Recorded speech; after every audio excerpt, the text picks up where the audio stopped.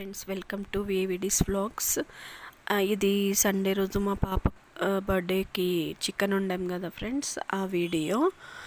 ఓకేనా friends, oil పోసుకొని అందులో స్లైస్డ్ ఆనియన్స్ వేసుకున్నాము. కొంచెం ఆనియన్స్ ఎక్కువనే వేసుకున్నాను, ఎందుకంటే గ్రేవీ టైప్ చేద్దామని, పూరీలకు వస్తుంది అనేసి. అల్లం వెల్లుల్లి పేస్ట్, పసుపు వేసుకున్నాను. పసుపు ఫుల్ స్పూన్, అల్లం వెల్లుల్లి పేస్ట్ కూడా ఫుల్ స్పూన్.